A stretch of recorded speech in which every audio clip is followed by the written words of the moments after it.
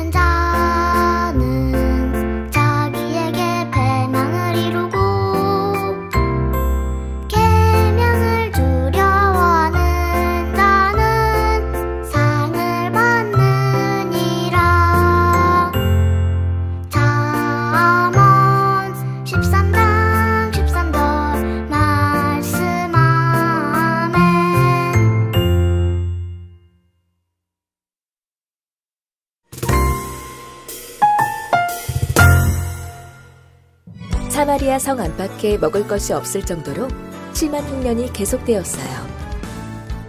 그때 성 안에서 왕과 여러 보좌관들 앞에서 엘리사가 예언했어요. 여호와의 말씀을 들어보시오. 여호와께서 내일 이맘때쯤 곡식을 부어주시고 굶주림을 해결해 주실 것이요.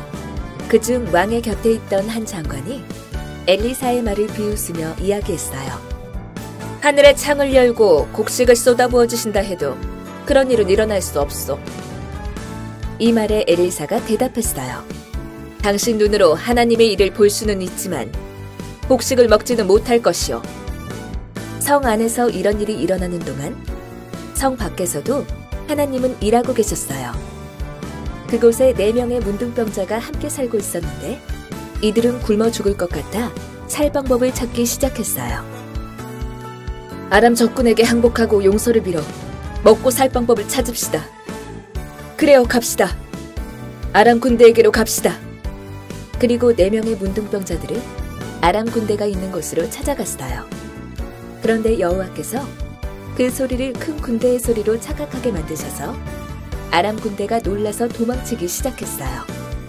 서둘러 도망치다 보니 많은 말과 나귀들 그리고 좋은 물건들을 다 두고 떠났던 거예요. 문둥병자들은 정신없이 배를 채우고 굶주림에 힘들어하는 이스라엘 백성들이 생각나 사마리아의 성 문지기에게 알려주었어요. 소식은 온 성에 퍼지고 결국 왕의 귀에까지 전해졌어요. 하지만 이스라엘 왕은 아람 군대가 파놓은 함정이라고 생각하며 5명의 정탐꾼을 아람 진영에 보냈어요. 문둥병자들이 전한 소식이 진짜구나. 돌아가 왕에게 알리자.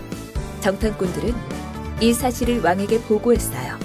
이렇게 이스라엘 백성들은 버려진 모든 것을 가져와 굶주림을 해결할 수 있게 되었답니다.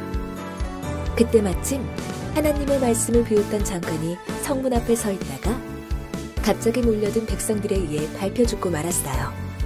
엘리사가 한 예언대로 하나님 말씀이 이루어진 거예요. 하나님의 말씀을 비웃는 사람은 은혜를 누리지 못할 뿐만 아니라 하나님께 큰 벌을 받는답니다. 우리 친구들도 하나님 말씀 하나하나를 소중하게 여기며 순종하세요.